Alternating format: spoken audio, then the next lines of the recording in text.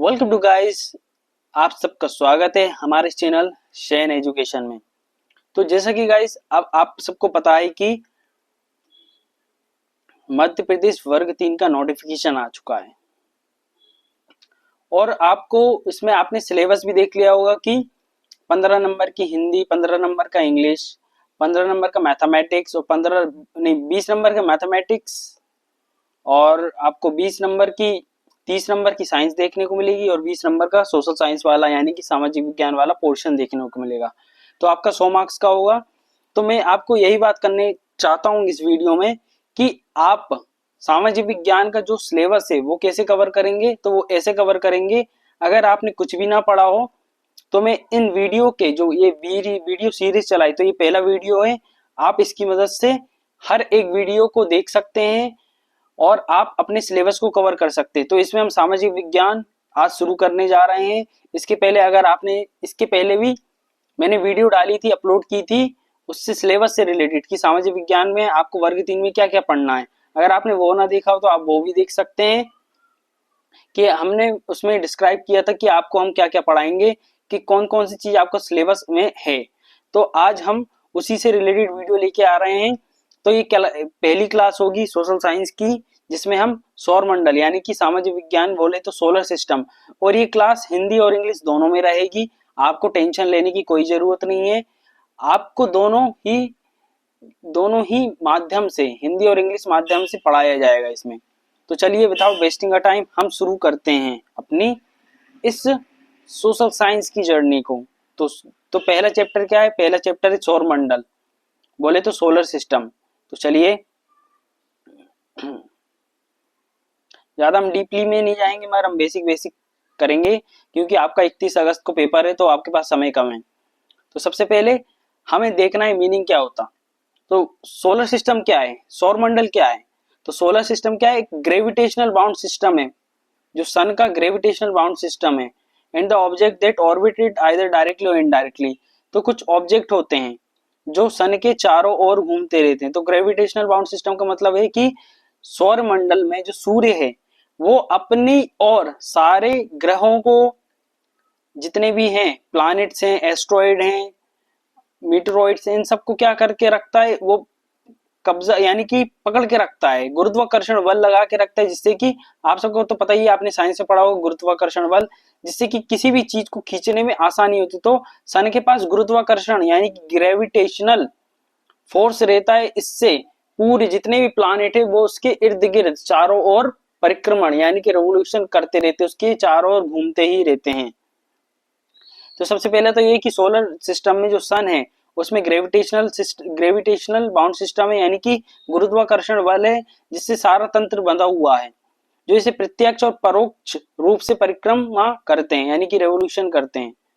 तो अब देखेंगे हम, जैसे कि हमारा जो सोलर सिस्टम है, अब सोलर सिस्टम का मतलब क्या है, सौर मंडल का मतलब क्या है, सौर मंडल किससे मिलके बनता है? तो आपको सबसे पहले सौर मंडल यानी कि जो सोलर सिस्टम है वो हमारे जितने भी प्लानेट हैं, जैसे कि मरकरी, बुध बोलते हैं जिसको हम, शुक्र जिसको हम वीनस बोलते हैं इंग्लिश में, अर्थ हिंदी में पृथ्वी बोलते हैं, मार्स जिसको मंगल बोलते हैं, जुपिटर, सेटर्न, यूरेनस, नेपच्यून, ऐसे हिंदी में बुध, शुक्र, पृथ्वी, मंगल, बृहस्पति, शनि, अरुण, वरुण ग्रह। तो ये आपको 8 ग्रह देखने को मिलेंगे। सोलर सिस्टम इससे मिलके बनता है। एक सन हो गया हमारा, इसके जो 8 प्लानिट हैं तो यही सोलर सिस्टम है, और जो 8 प्लानिट है तो उनके भी कुछ सैटेलाइट होंगी जिसे उपग्रह बोलते हैं। तो इसमें हम वो भी पढ़ेंगे, जैसे कि अब इसमें बताया कुछ ड्वार्फ प्लानिट भी हैं, बोने बोने ग्रह, जिनको हम, जो कि हमारे अर्थ से, हमारी जो सोलर सिस्टम है, जो सोलर सिस्टम का मतलब हमारा सन हो गया, सूरज हो गया, और इसके इर्द गिर्द घूमने वाले जो 8 ग्रह हैं, और छोटे मोटे कंकड़ पत्थर भी हैं, उसको एस्ट्रॉइड बोलते हैं, क्षुद्र ग्रह बोलते हैं, ये सब भी देखेंगे। तो लाखों क्षुद्र ग्रह हैं, धूमकेतु और उल्का पिंड से बनता है हमारा सोलर सिस्टम। तो जैसे कि बहुत सारे जो प्लानिट बताई दिए 8 ड्वार्फ प्लानिट में, बोने ग्रह भी, जैसे प्लूटो वो भी आ जाता है, और बहुत सारे मून्स, यानी कि आपको ऐसे बहुत सारे दर्जनों तो चंद्रमा देखने को मिलेंगे, और भी ज्यादा जब हम देखेंगे तो समझ में आएगा। लाखों क्षुद्र ग्रह भी देखने को मिलते हैं, धूमकेतु और उल्का पिंड।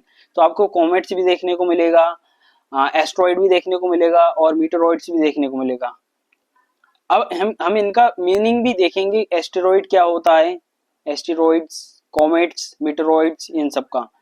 तो सबसे पहले तो ये सोलर सिस्टम कब 4.6 बिलियन ईयर्स अगो यानी कि 4.6 अरब वर्ष पहले एक विशाल अंतर किए आणविक बादल की गुरुत्वाकर्षण संकुचन से हुआ था।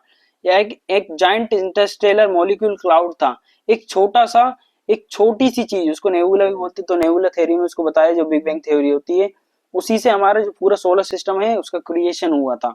तो ये इतना हमें डीपली में नहीं पढ़ना, क्योंकि इतना अगर डीपली में पढ़ेंगे हम, बस आपको याद रखना है कि बिग बैंग थ्योरी, इसके पीछे एक थ्योरी है जहाँ पे नेबुला के बारे में बताया, इंटरस्टेलर हर चीज के बारे में बताया है, कैसे एक छोटा सा कण फटा और उसमें इतनी डेंसिटी थी, इतना तेज फटा कि सोलर सिस्टम जो हमारा गैलेक्सीज है इन सब का फॉर्मेशन हुआ।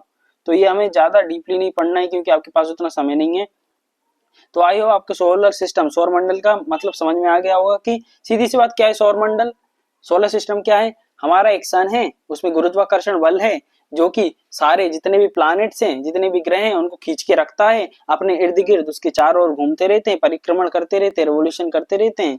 ये है। अब सोलर सिस्टम किससे मिलकर बनता है, तो 8 प्लैनेट हैं, जो 8 ग्रह हैं, छोटे मोटे डार्क प्लैनेट भी आ जाते, बौने ग्रह भी आ जाते, और डजन ऑफ मून्स, बहुत सारे मून्स भी हैं इसके, चंद्रमा भी हैं, और बहुत सारे एस्टेरॉइड, कॉमेट्स और मीटेरॉइड्स भी हैं।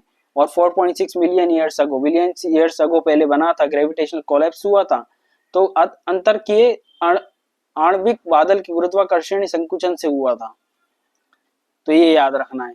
चलिए हम नेक्स्ट देखते हैं। तो आप देख सकते हैं ये हमारा सूर्य है, ये हमारे 8 ग्रह देखने को मिल रहे हैं, जैसे कि मरकरी जिसको हम बुध बोलते हैं, वीनस जिसको शुक्र बोलते हैं, ये हमारा अर्थ है, पृथ्वी जिसपे हम रहते हैं, ये मार्स है हमारा, मार्स को हम मंगल ग्रह भी बोलते हैं, ये जुपिटर है जिसको हम बृहस्पति भी बोलते हैं, ये सैटर्न है, शनि है, ये यूरेनस है, ये नेपच्यून है, अरुण वरुण। तो ये सब देखने को मिलते हैं। तो ये 8 ग्रह हैं, आपको याद रखना है ये बस।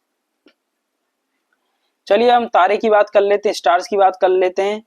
तो स्टार्स क्या होते हैं, स्टार एक एस्ट्रोनॉमिकल ऑब्जेक्ट है, तारा एक खगोलीय पिंड है ऐसा a luminous spheroid of plasma held together by its gravity।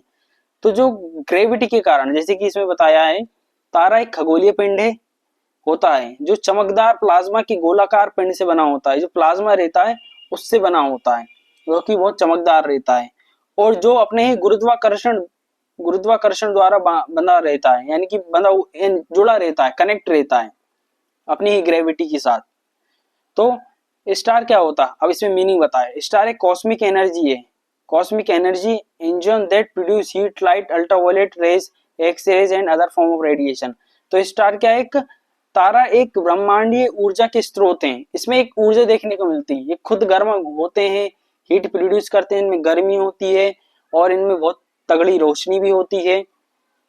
तो इसमें गर्मी होती है। तारा क्या है, स्टार क्या है, इसमें एक गर्मी होती है, ब्रह्मांडीय ऊर्जा के स्रोत माने जाते हैं, इसमें गर्मी होती है, गर्म होते हैं, प्रकाश होता है और परावैंगनी किरणें, एक्स रे और अन्य प्रकार की विकिरण उत्पन्न होते हैं। तो X ray, ultraviolet rays, light, तो ये सब और हीट को भी प्रोड्यूस करता है। तो आपको ऑब्वियसली आप तारे को दिखेंगे तो क्या दिखेगा, चमकती हुई चीज दिखेगी, तो लाइट मिलती है और हीट भी मिलती है। जैसे कि सूर्य, सन क्या है, सन भी तो एक स्टार है, सन भी तो एक तारा है, सूरज भी तो एक तारा है।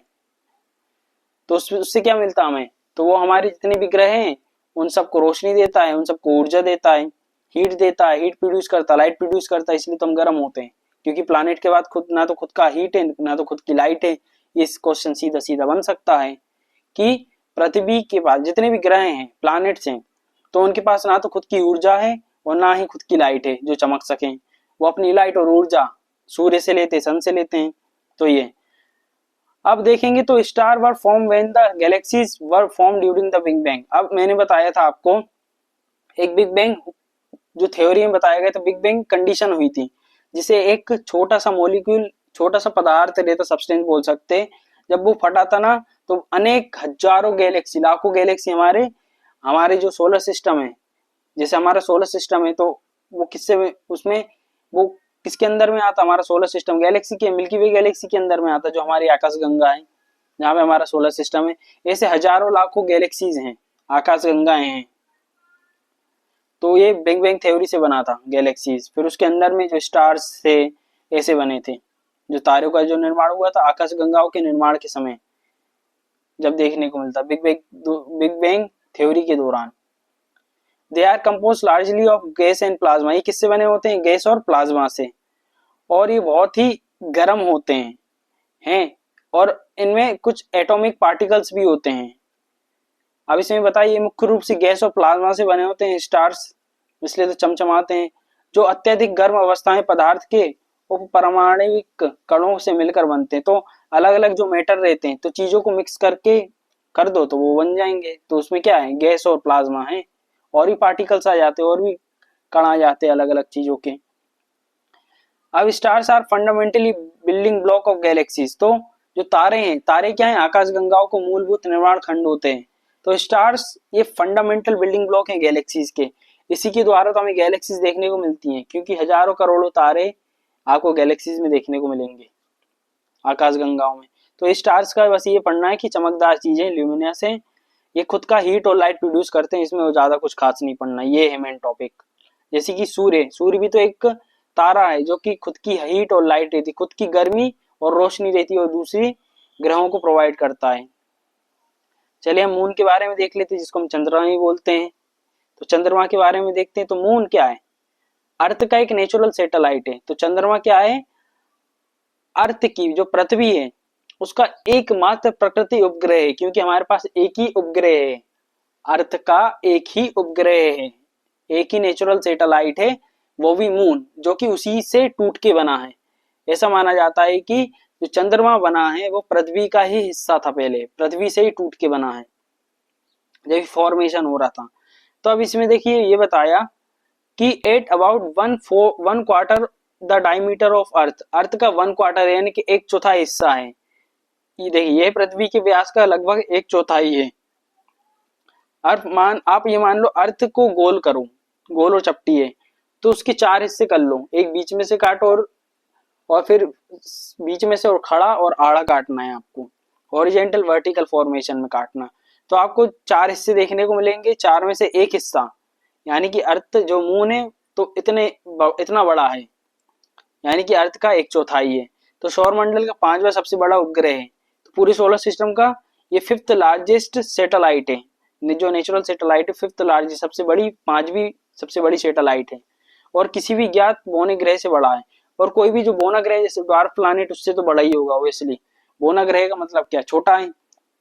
जैसे प्लूटो दिखता ही नहीं है भाई साहब, 2006 में बोल दिया था कि ये अब हमारे प्लैनेट की कैटेगरी में नहीं आता। तो मून का ये है भाई system. Moon was formed 4.6 million years ago, around some 30-50 million years after the formation of the solar system. अब ये बोल रहे हैं जो 4.6 अरब साल पहले जो चंद्रमा का निर्माण हुआ था, तो सौरमंडल के निर्माण के 30 से 50 मिलियन वर्ष बाद हुआ था।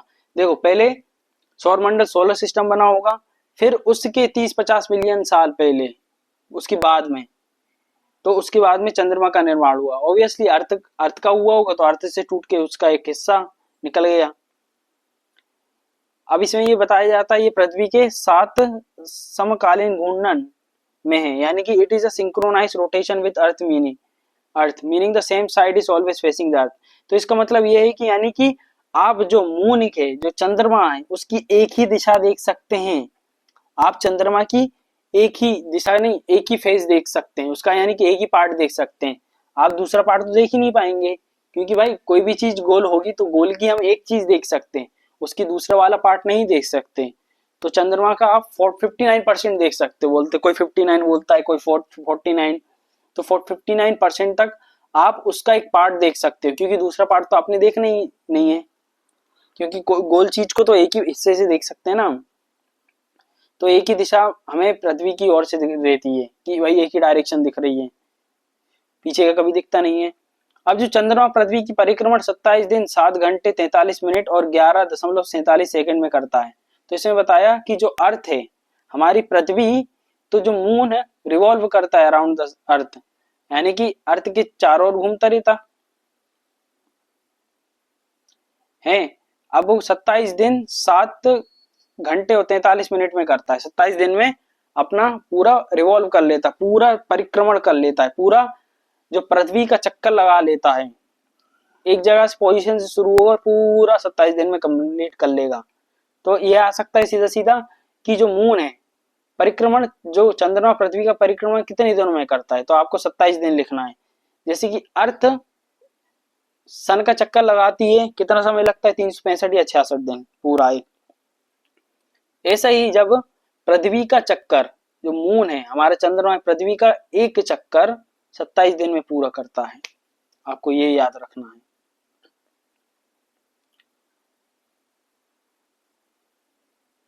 और उसी समय अपने एक्सिस खुद स्वयं भी घूमता है।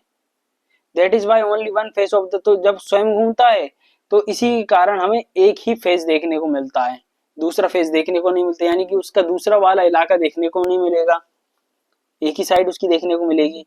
अभी बताते जो चंद्रमा और सूर्य की कुल गुरुत्वाकर्षण शक्तियों का अनुपात 9:4 होता है। तो ये ज्यादा कुछ खास नहीं, 9:4, ये थोड़ा डीपली हो जाता है। हाँ ये है, चंद्रमा के अध्ययन को क्या कहते हैं, चंद्रमा के अध्ययन को क्या कहते हैं, तो ये क्वेश्चन आ सकता है। तो चंद्रमा के अध्ययन को सेलेनोलॉजी कहते हैं। क्या बोलते हैं, सेलेनोलॉजी। यानी कि अगर आप मून की स्टडी कर रहे हैं तो उसको हम बोलते हैं सेलेनोलॉजी। मून की स्टडी को हम सेलेनोलॉजी बोलते हैं। चलिए अब हम देख लेते हैं कॉन्स्टिलेशन। तो कॉन्स्टिलेशन क्या रहते हैं, कॉन्स्टिलेशन का मतलब होता है thousand of stars appear in the sky during the night. तो अंधेरे के समय जब रात होती है तो हजारों लाखों और कई तारे, कम तारे भी हो सकते, ज्यादा तारे भी हो सकते, तो वो अपना एक ग्रुप बनाते, समूह बनाते। समूह का मतलब क्या है, दो से ज्यादा लोग आए या लोग आए, दो से ज्यादा लोग आए तो ग्रुप बनाते हैं। तो रात के समय आकाश में हजारों तारे दिखाई देते हैं। इनमें से कुछ तारे एक विशेष आकृति में समूह बनाते हैं जिसे पहचानना आसान है। तो अलग अलग आकृति रहती है। ऐसे तारों के समूह को नक्षत्र मंडल कहा जाता है। क्या कहते हैं, नक्षत्र मंडल। जैसे कि आपने पढ़ा होगा उर्सा मेजर, एक सप्तऋषि वाला आता है कि वो जैसे कि स्कॉर्पियन बिच्छू की आकार में ग्रुप बनाता है। तो ये एक स्कॉर्पियन वाला है, सप्तऋषि, ये सब है। तो which have recognisable shape in this group of star is called constellation. तो तारामंडल, जो नक्षत्र मंडल किसे कहते हैं, ग्रुप ऑफ स्टार को, तारों के समूह को ही हम बोलते हैं कॉन्स्टेलेशन। ये क्वेश्चन सीधा आता है, कॉन्स्टेलेशन क्या है, तो तारों का समूह भाई क्या है, ग्रुप ऑफ स्टार है। और हमने बताया कि अभी इसमें देखने को मिला है कि वर्तमान में लगभग 88 नक्षत्र मंडल ज्ञात हैं। प्रत्येक नक्षत्र को उसकी आकृति के आधार पर नाम दिया गया है। तो 88 कॉन्स्टेलेशन है। कितने कॉन्स्टेलेशन है, ग्रुप ऑफ स्टार कितने हैं, 88, 88 कॉन्स्टेलेशन है। हर जितने भी कॉन्स्टेलेशन है उन सबका नाम दिया है उसके शेप के अकॉर्डिंग। तो अलग अलग कॉन्स्टेलेशन के हिसाब से अलग अलग नाम दिए जाते हैं। अगर हम कुछ इंपॉर्टेंट कॉन्स्टेलेशन की बात करें जो आपके पेपर में आ सकते हैं, जैसे कि Ursa Major, Ursa Minor, Orion, Leo Major, Cassiopeia, तो ये सब है। कौन कौन से, Ursa Major, Ursa Minor, Orion, Leo Major और कैसोपिया। तो ये कुछ आपके नक्षत्र हैं, कॉन्स्टेलेशन है, जो कि उर्सा मेजर इनके ग्रुप्स रहते हैं, ग्रुप रहते हैं। अब उर्सा मेजर को हम ग्रेट बियर और सप्तऋषि के नाम से भी जानते हैं। तो उर्सा मेजर, इसे हम सप्तऋषि मंडल या महाकृतक ग्रेट बियरर भी कहा जाता है। इसमें 7 चमकीले तारे होते हैं जो भालू की आकृति में दिखाई देते हैं। तो ये बोल रहे हैं कि भालू की आकृति में दिखाई देते हैं, which appears in the shape of bear, इसलिए हम इसको ग्रेट बियर ही बोलते हैं। जैसे भालू रहता है तो ये 7 जो तारे रहते हैं, जो स्टार्स रहते हैं, तो एक साथ आते हैं और अपनी आकृति बनाते हैं भालू की तरह, इसलिए हम इसको सप्तऋषि ग्रेट बियर भी बोलते हैं और समेजर बोलते हैं। अभी समर के सीजन में आपको देखने को मिलता है early part of night and can be seen clearly during the month of April in the northern part of sky. अभी बोल रहे कि उत्तरी जो गोलार्ध होता है,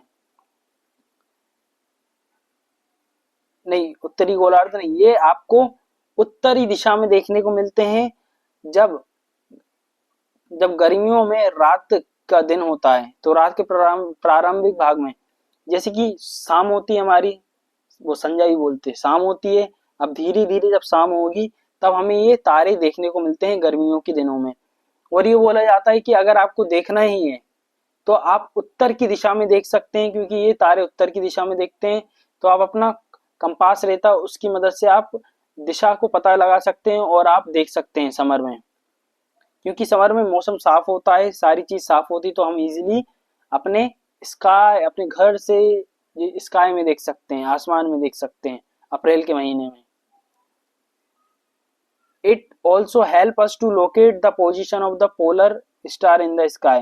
At night it appears to move from east to west as the polar star remain fixed in position. अब इसमें क्या बताया, यह आकाश में ध्रुव तारा की स्थिति निर्धारित करने में मदद करता है। ध्रुव तारा यानी कि पोलर स्टार, पोल स्टार बोल सकते हैं।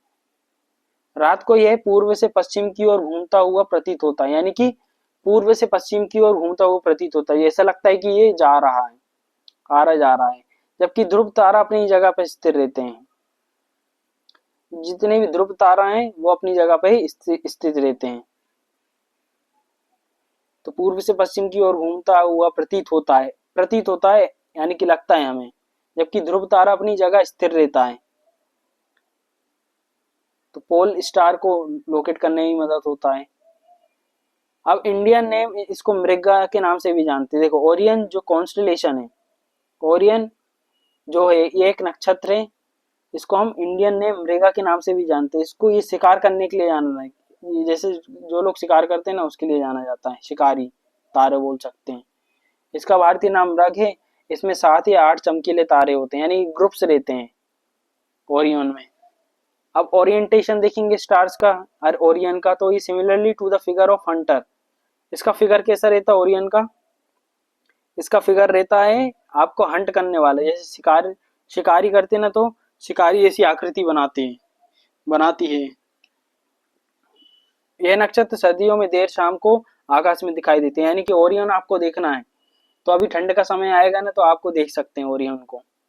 एक ग्रुप्स में देखते हैं। कभी कभार आपने बचपन में गांव में या घर पे कहीं पे भी अगर आप रात में अपनी छत पे गए हैं या आसमान की ओर देखा होगा, तो आपको कुछ तारे ऐसे लगते हैं कि ग्रुप्स बना के खड़े हैं। तो वैसा ही होता है, अगर आप डीपली देखेंगे उसकी और गहराई में जाएंगे तो आपको बहुत सारी चीज देखने को मिलती है।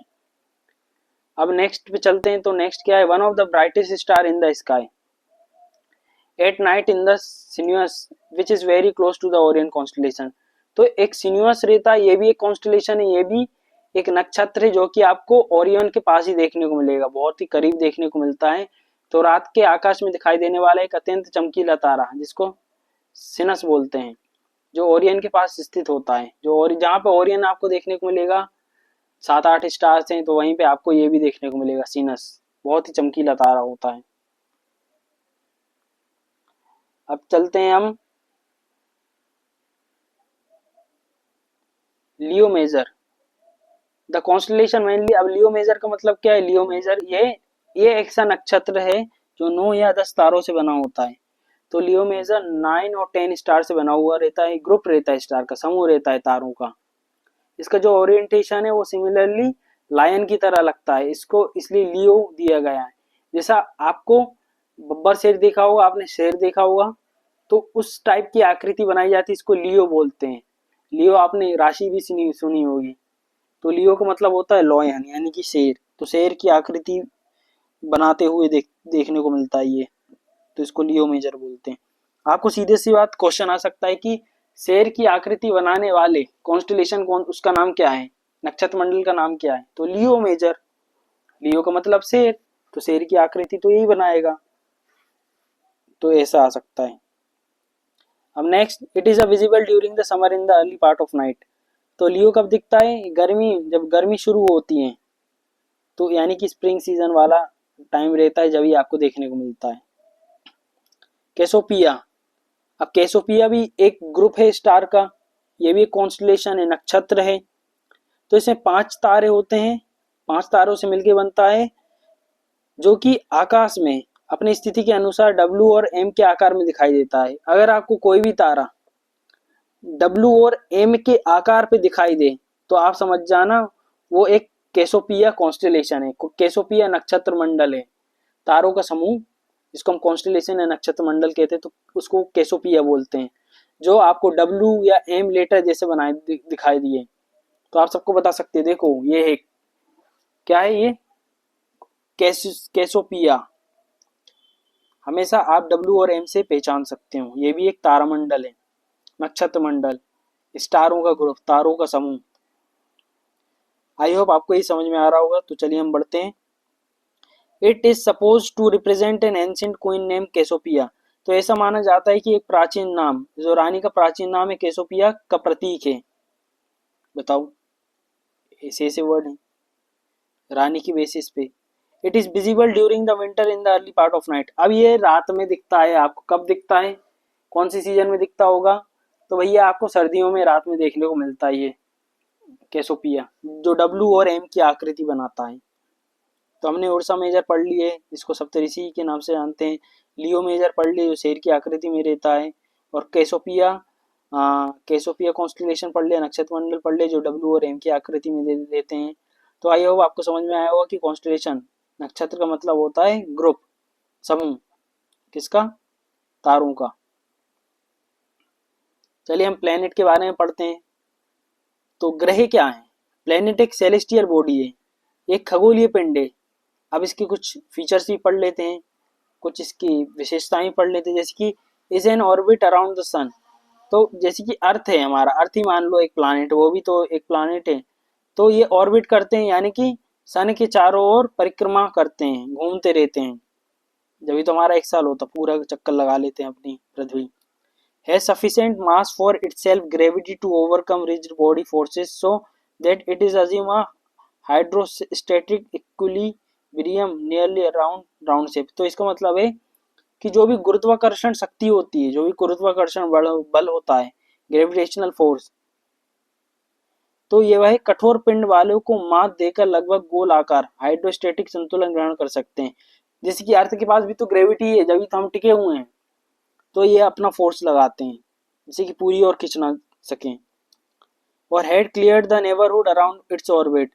और जिसने अपने कक्ष क्षेत्र को साफ कर लिया है, तो ये हाइड्रोस्टेटिक ग्रहण करते हैं, यानी कि सीधी सी बात, एक पोजीशन पे वो चक्कर लगाते रहते हैं, उस पोजीशन से वो बाहर नहीं जाते, ऑर्बिट बनाते हैं। तो ये देखने को मिलता है कि एक ही शेप में आपको देखने को मिलेंगे। अगर हम ग्रहों की बात करें तो हमने जैसे कि देखा था 8 ग्रह होते हैं, पहले 9 हुआ करते थे, अब 8 हैं, क्योंकि प्लूटो को 2006 में हमने ग्रहों की श्रेणियों में से, जो प्लेनेट की कैटेगरी में से, उसको बाहर कर दिया है। अब चलिए हम देखते हैं, जैसे कि मरकरी, जिसको हम बुध बोलते हैं, वीनस, शुक्र, पृथ्वी, अर्थ, मंगल, मार्स, बृहस्पति, जिसको जुपिटर बोलते हैं, शनि, सैटर्न, यूरेनस, जिसको अरुण बोलते हैं, और वरुण, नेपच्यून। तो ये कुछ प्लानेट हैं। अब ड्वार्फ प्लानेट की भी बात करते हैं। तो ड्वार्फ प्लानेट क्या होता? ड्वार्फ प्लानेट एक सेलेस्टियल बॉडी है। सेलेस्टियल का मतलब ये भी एक खगोलीय पिंड की तरह है, जो सूर्य की परिक्रमा करते हैं। तो जितने भी मैंने क्यों बताया आपको सूर्य की परिक्रमा करते हैं, तो सूरज आपको पता ही है कि सूरज के पास बहुत ही तगड़ा गुरुत्वाकर्षण बल है, जिससे कि वो सारी चीज जितनी भी उसके आसपास होंगी, बहुत दूर दूर रहती हैं, तो सारी चीज को वो अपने चक्कर लगवा देता है। जैसे हमने प्लैनेट्स देखे, अर्थ है, मार्स है, मरकरी, ये सब क्या चक्कर लगाते रहते, बुध है, शुक्र, शनि। तो क्योंकि गुरुत्वाकर्षण बल बहुत स्ट्रांग होता है सूर्य का, तो इसलिए जितने भी कंकड़ पत्थर हैं, एस्टेरॉयड हैं, मीटेरॉइड्स हैं, ये सब चक्कर लगाते रहते हैं। अभी बोल रहे कि राउंड शेप के देखने को मिलते हैं, ऑब्वियसली गोल होंगे।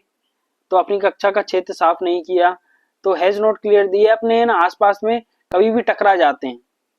टकराने का यानी कि वैसे तो नहीं टकराते, मगर ये क्लियर नहीं करते अपने ऑर्बिट। और ये उपग्रह भी नहीं होते, सैटेलाइट भी नहीं होते, बस पत्थर की तरह है, पत्थर हैं। अर्थ भी तो एक पत्थर की तरह ही है, बस पानी वानी सारी चीजें और सारे मिनरल्स हैं। तो ड्वार्फ प्लैनेट भी ये सैटेलाइट नहीं है, मगर इतना दूर है तो हम उसको बता भी नहीं सकते कि गैस है कि पत्थर है। तो जो प्लूटो है, प्लूटो है, अपने एक छोटा आकार और ट्रांस नेपच्यून रीजन में देखने को मिलता है, जहाँ पे नेपच्यून वाला है, नेपच्यून क्या बोलते हैं उसको, नेपट्यून। अरुण, और जहाँ वरुण ग्रह देखने को मिलता है उसके और आगे देखने को मिलता है, तो नेपच्यून के बहुत आगे देखने को मिलता है, तो इसको हम बोना ग्रह ही बोलते हैं, ड्वार्फ, क्योंकि साइज में इतना छोटा होता है। ड्वार्फ का मतलब क्या होता है, बोना का मतलब छोटा, तो जो ग्रह बहुत दूर होगा, छोटा होगा, उसको ड्वार्फ प्लैनेट बोल देते हैं, क्योंकि हमें अपने स्थित जो हमारे दूरबीन वूरबीन इन सबसे तो दिखते ही नहीं है, और टेलीस्कोप से भी नहीं दिखता होगा, बहुत कम दिखता होगा, बहुत दूर, तो हमने इसको गिनना ही छोड़ दिया था 2006 के बाद।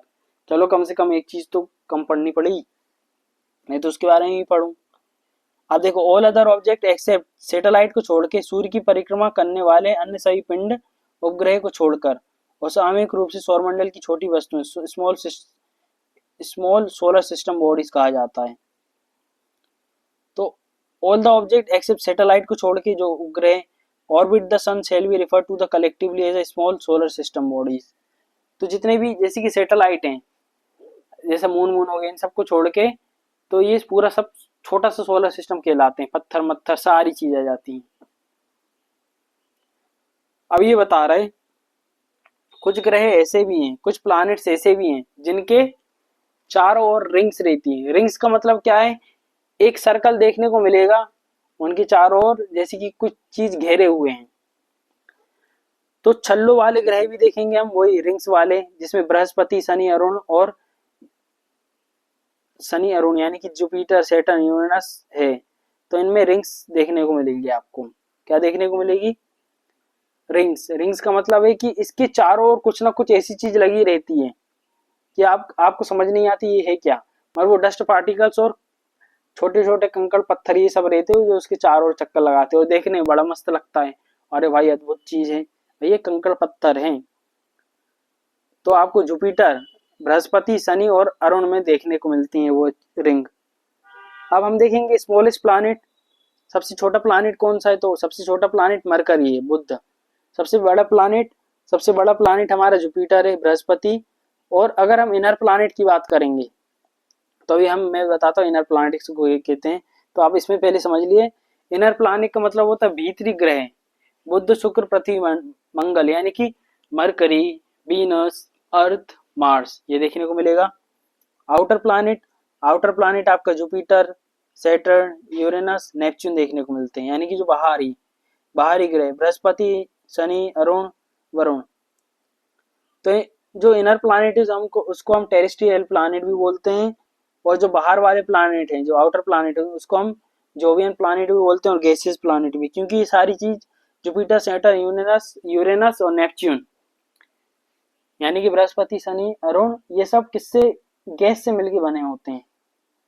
और जो इनर प्लैनेट है वो एक ठोस पदार्थ से मिलके बने होते हैं, यानी कि उनमें क्या आपको स्टोन, पत्थर से बने हुए देखने को मिलते हैं, कि पत्थर नामक चीज से बने हुए हैं। अब देखिए ये, तो आपको दिख रहे, ये हमारा सूरज है, ये आपको मरकरी, बुध, वीनस, शुक्र, अर्थ और मार्स देखने को मिल रहा होगा, बुध, शुक्र, पृथ्वी और मंगल। और आपको एक बीच में एस्ट्रॉइड बेल्ट देखने को मिल रही होगी, क्षुद्र ग्रह की जो बेल्ट बोलते हैं जिसको। यहाँ पर आपको एक देखने को मिलेगा कि बहुत सारे जो कंकड़ पत्थर हैं वो भी सूर्य के चारों ओर घेरे हुए हैं। इसके बाद ही तो ये सारे चार इनर प्लैनेट है, यानी कि जो एस्ट्रॉइड बेल्ट है जो इसके अंदर में है उसको हम इनर प्लैनेट बोलते हैं, टेरेस्ट्रियल प्लैनेट भी बोलते हैं। और जिस एस्ट्रॉइड बेल्ट के जो बाहर हैं उनको हम गैसियस प्लैनेट बोलते हैं। क्या बोलते हैं, गैसियस प्लैनेट। अब क्यों गैसियस प्लैनेट क्यों बोलते हैं, क्योंकि ये गैस से बने होते हैं, इसमें अनेक प्रकार की गैस से बने हुए ये ग्रह हैं। और देखिए आप देख सकते हैं, सबसे छोटा ग्रह मरकरी और सबसे बड़ा ग्रह जुपिटर यानी कि बृहस्पति, सबसे बड़ा ग्रह। और आप देख सकते हैं सैटर्न में तो ये रिंग्स देखने को मिलती रहती, तो आपको जुपिटर, सैटर्न और यूरेनस में भी है, मगर आपको इसमें देखने को बस अभी तो देखने को मिलेगा शनि में है। और उसके आगे देखो ये प्लूटो है, दिखते ही नहीं है भाई। इसके आगे भी क्या है, एरस और भी कुछ स्टार्स हैं, और एक क्यूपर बेल्ट है, ये ऑब्जेक्ट है जो प्लूटो के और आगे है। तो ये भी पूछा जा सकता है कि सोलर सिस्टम के एकदम बाहर कौन सी बेल्ट है। तो आई होप आपको आ गया, समझ में हो गया, आ गया होगा समझ में।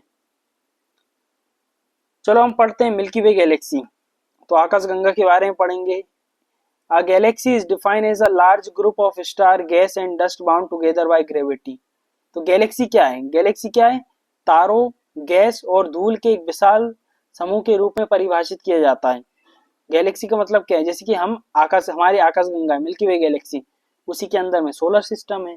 सोलर सिस्टम में 8 प्लानिट और सूर्य आ जाता है, छोटे मोटे उपग्रह आ जाते हैं, छोटे मोटे क्षुद्र ग्रह आ जाते हैं।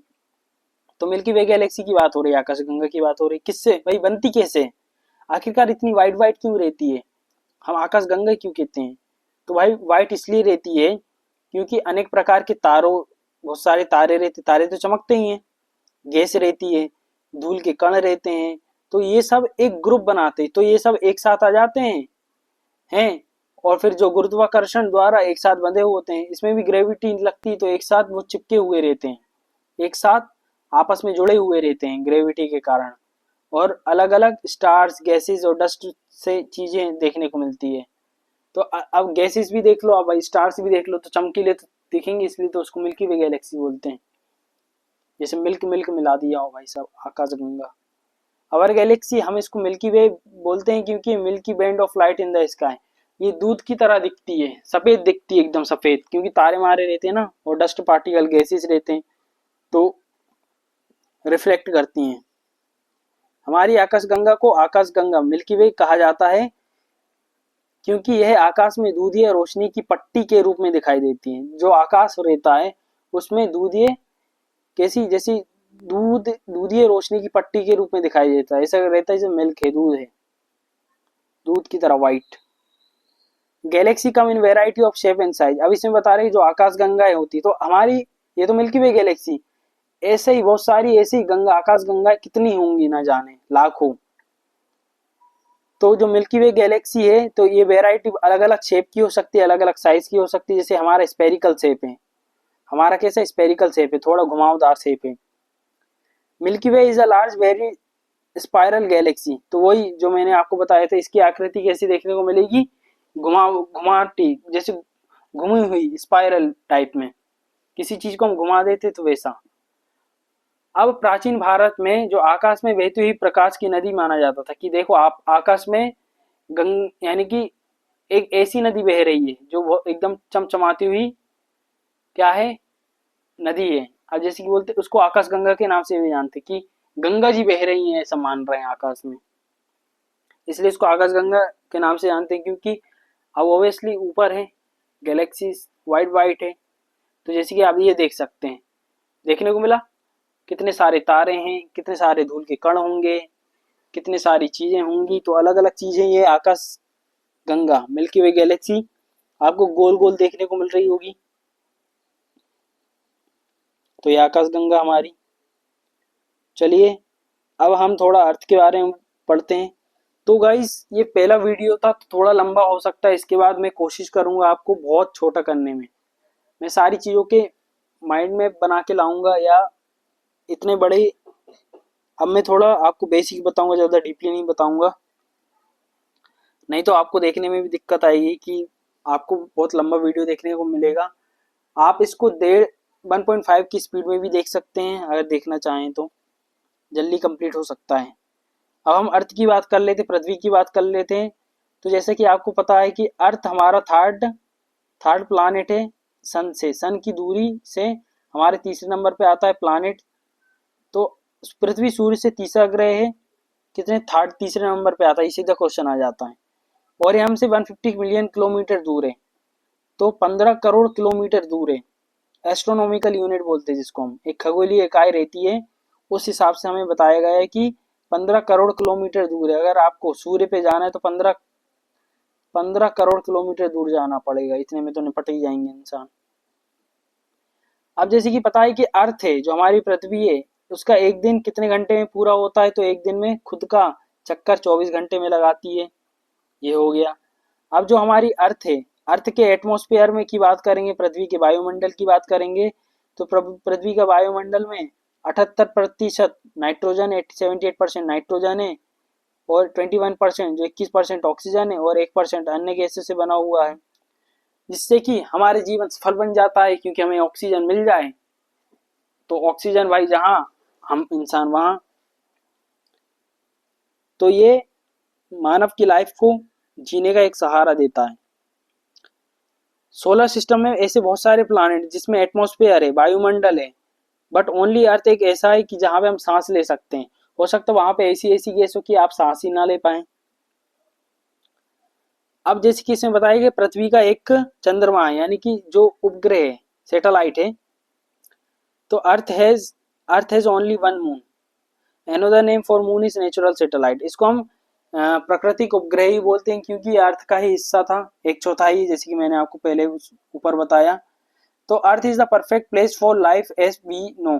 अब आपको पता है कि इसको हम नेचुरल सैटेलाइट, प्राकृतिक उपग्रह भी कहते हैं, और ये हमें जीवन यापन करने की जगह देता है। अब जो हमारा एटमॉस्फेयर है, जो वायुमंडल है, तो हमें बहुत सारे, जो हमारा एटमॉस्फेयर है, तो हमें किस किस से चीज से प्रोटेक्ट करता है। जितने भी क्षुद्र ग्रह आते हैं, मीटेरॉइड्स आ जाते हैं, ओल का पिंड आ जाते हैं, तो इन सबसे सुरक्षा प्रदान करता है मीटेरॉइड्स। इन प्रोटेक्ट करता है हमारे एटमॉस्फेयर को कि भाई मीटेरॉइड अगर धरती पे लगता है कहीं पे भी, तो उस जगह पे तो तालाब बन जाती, नदियां बन जाता, इंसान ही धंस जाता। तो उन सबसे प्रोटेक्ट करते हैं। तो जैसे ही ये मीटेरॉइड है, हम पढ़ेंगे इसके बारे में कि जैसे ही ये आते हैं तो और ऊपर वायुमंडल में ये तबाह हो जाते हैं, क्योंकि इनके फ्रैक्शन बहुत तेज होता है, बहुत तेजी से आते हैं। चलिए हम सैटेलाइट के बारे में देखते हैं। तो सैटेलाइट का मतलब क्या है, मैंने जैसे कि आपको बताया उपग्रह।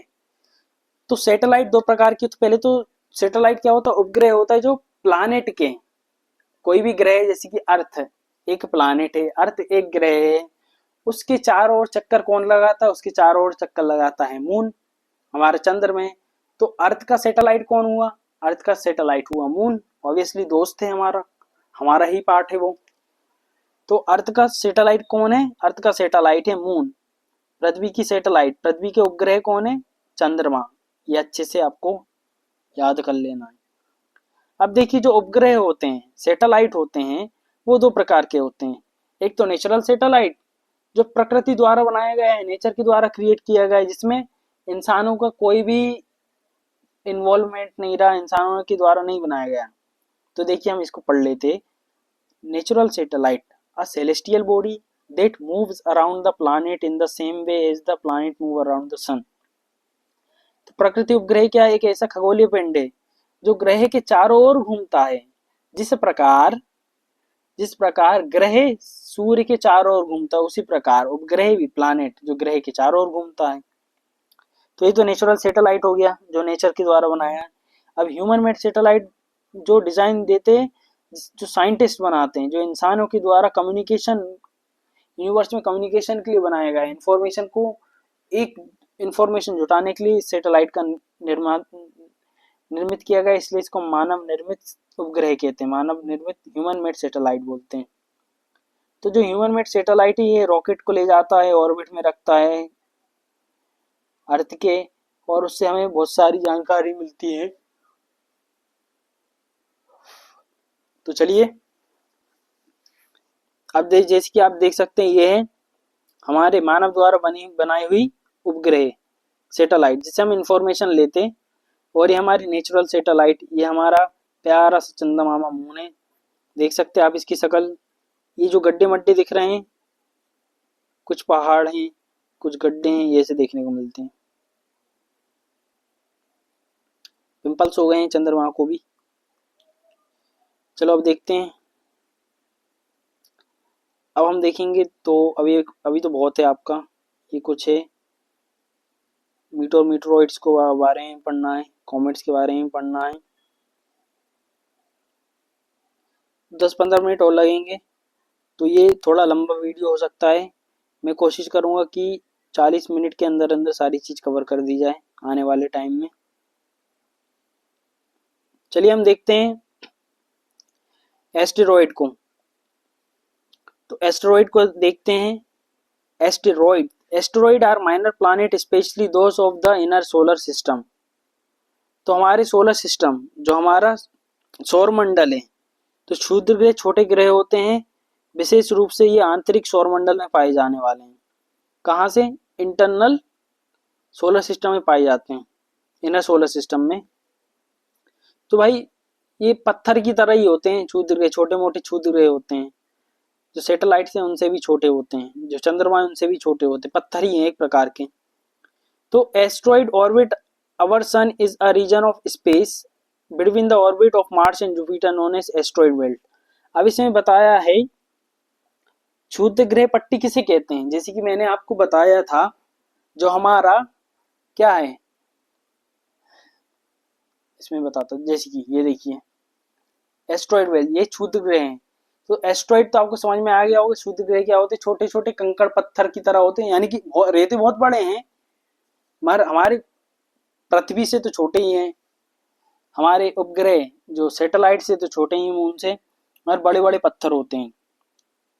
तो अब इसमें बताया है कि जो क्षुद्र ग्रह की सॉरी गाइस, क्षुद्र ग्रह की जो पट्टियां हैं, एस्ट्रॉइड बेल्ट है, वो कहाँ पे देखने को मिलती है। तो एस्ट्रॉइड बेल्ट आपको जैसे कि जो इनर प्लैनेट और जोवियन प्लैनेट है, जैसे कि मैंने आपको बताया, जो कि आंतरिक ग्रह और बाहरी ग्रह, ये बाहर वाले ग्रह हैं, ये चार जुपिटर सैटर्न यूरेनस नेपच्यून बाहर वाले हैं, और ये इंटरनल हैं जो सन के बहुत करीब हैं, जो मंगल, पृथ्वी, शुक्र और बुध, मरकरी, वीनस, अर्थ, मार्स। तो अब मार्स जो मंगल ग्रह और जुपिटर जो आपको दिख रहा है, मंगल ग्रह और जुपिटर यानी कि मंगल ग्रह और बृहस्पति के बीच में आपको एक बेल्ट देखने को मिल रही होगी, बहुत सारे कंकड़ पत्थर हैं, तो एक बेल्ट बना के रखे हैं। और ये भी देखिए ये सन है, ये सन है, इसके चारों ओर आपको ऐसी बेल्ट देखने को मिलेगी, एक पट्टी टाइप की देखने को मिलेगी, तो इसको हम एस्ट्रॉइड बेल्ट बोलते हैं। अब आपको क्वेश्चन आ सकता है कि एस्ट्रॉइड बेल्ट किसको कहते हैं। तो एस्ट्रॉइड बेल्ट उसे कहते हैं, क्षुद्र पट्टी उसे कहते हैं जहां जब आप मार्स और जुपिटर को जो पट्टी सेपरेट करती, जो अलग करती है, उसको एस्ट्रॉइड बेल्ट कहते हैं। और ये सूर्य के चारों ओर देखने को मिलती है, ये भी चक्कर लगाते हैं। सॉलिड, रॉकी और इरेगुलर बॉडीज होते हैं, यानी कि वही पत्थर हैं, ठोस हैं, पथरीले, अनियमित आकार के, ऊंचे बड़े कैसे भी आकार के। अब आकार देने के लिए इंसान तो जाएगा नहीं ऊपर, तो ऐसा देखने को मिलता है। अब चलिए हम देखते हैं, भैया इनका पास कोई एटमॉस्फेयर नहीं रहता, वायुमंडल नहीं होता, पत्थर है, पत्थर के पास क्या, कुछ नहीं है। अब इसमें बताया 150 से अधिक क्षुद्र ग्रहों के पास एक छोटा साथी चंद्रमा होता है, यानी कि कुछ के दो चंद्रमा भी होते हैं। ऐसे ऐसे एस्ट्रॉइड रहते हैं, ऐसे ऐसे क्षुद्र ग्रह रहते हैं, इनके खुद के सैटेलाइट रहते हैं, उपग्रह रहते हैं, इनके खुद के चंद्रमा टाइप के रहते हैं, उन्हीं का पार्ट जो उनके चारों ओर घूमते रहते होंगे। अब भाई इसमें बताया कि जो फर्स्ट डिस्कवरी थी एस्टेरॉइड की, तो asteroid moon system was of asteroid एडा एंड इट्स मून डेक्टाइल। तो सबसे पहले एस्टेरॉइड कौन सा खोजा गया था, पहले क्षुद्र ग्रह जो चंद्रमा प्रणाली की खोज 1993 में एस्टेरॉइड आइडा और उसके चंद्रमा डेक्टाइल के रूप में हुई थी इसकी। तो सबसे पहले एस्टेरॉइड आइडा को खोजा गया था, और उसके चंद्रमा का नाम क्या था, डेक्टाइल, 1993 में, 1993 में। ये याद रखना है, बस याद रखना है। आप क्वेश्चन देखेंगे आंसर ऑटोमेटिकली आएगा, क्योंकि ऑब्जेक्टिव टाइप क्वेश्चन है। तो asteroid do not have rings, जो क्षुद्र ग्रहों के पास छल्ले, रिंग्स नहीं होते। क्या छल्ले होंगे भाई, पत्थर को क्या चाहिए, कुछ नहीं, ये तो सन के पास ही है। तो नासा स्पेस मिशन है फ्लो बाय ऑब्जर्व एस्टेरॉइड। तो जो यूएसए, जो हमारे अमेरिका की स्पेस एजेंसी है नासा, उसने बहुत सारे मिशन भी इसको जांच पड़ताल के लिए भेजे, जैसे डॉन मिशन। ये पहला ऐसा मिशन था 2011 में, वेस्टा नामक मुख्य पट्टी क्षुद्र ग्रह की परिक्रमा की थी। एक वेस्टा नामक एस्ट्रॉइड था, एस्ट्रॉइड का नाम है, तो उसके परिक्रमा की थी, उसकी बारे में जानकारी थोड़ी जुटाई होगी, देखा होगा ये सब। Asteroid can not support life, obviously क्षुद्र ग्रह पर जीवन संभव नहीं है, थोड़ी ना ये प्लानेट है, तो कैसे जीवन संभव होगा, पत्थर पे कैसे हो सकता भाई, पत्थर तो हमारी पृथ्वी भी है, हमारे इस पे जीवन संभव है। अब Ceres the first and largest asteroid to be discover, एक सीरीज बोल सकते हैं, सेरस बोल सकते हैं, सेरस भी बोल सकते हैं। तो 1801 में एक गुस्सेबी प्याजी, इन्होंने 1/3 of estimate total mass of all asteroid in the asteroid belt. तो ये बोल रहे हैं कि इसका 1/3 भार देखने को मिलता है प्याजी ने।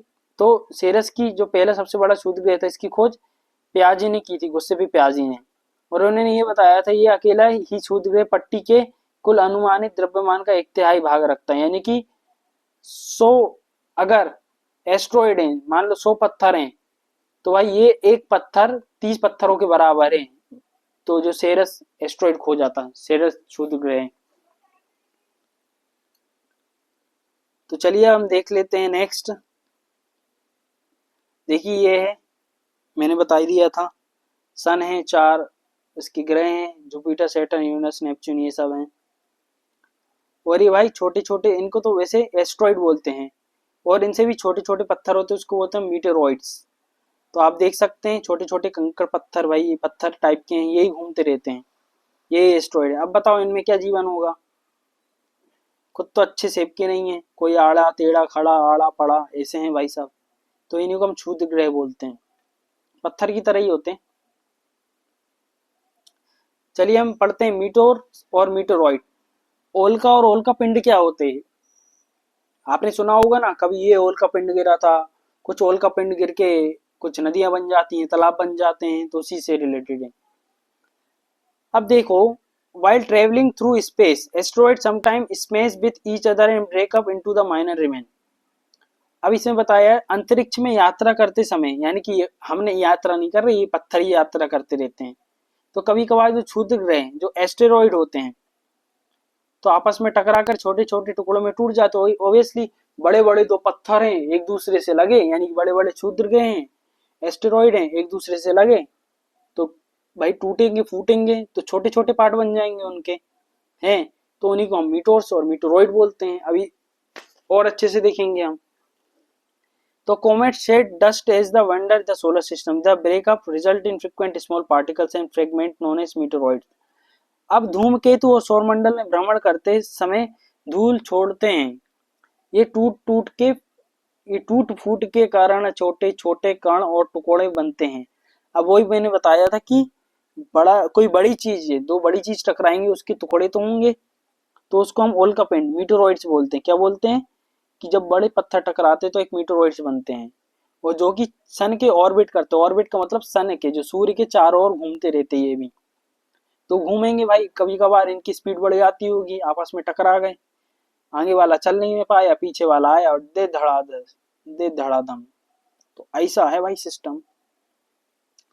चलिए, most meteoroids are rocky and small. इसमें बता रहे कि जितने भी उल्का पिंड हैं, वही जो बड़े पत्थर क्षुद्र ग्रह टकराने से छोटे छोटे पत्थर बन गए, इनको मीटोरॉइड बोलते हैं।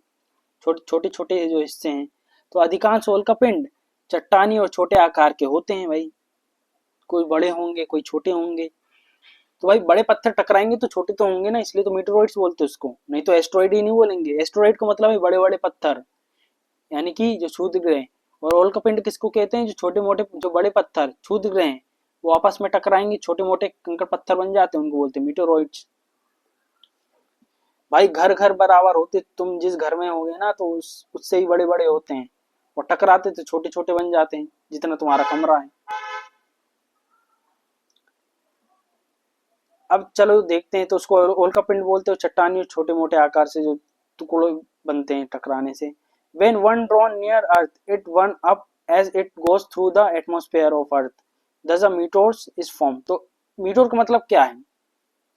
जब कोई उल्का पिंड, यानी जब कोई मीटोर है, पृथ्वी के पास आता है, अब भाई हमारी धरती पे आएगा, टूट के तो भाई कहीं पे भी जा सकता है, उनको थोड़ी ना पता कि यहाँ जाना वहां जाना।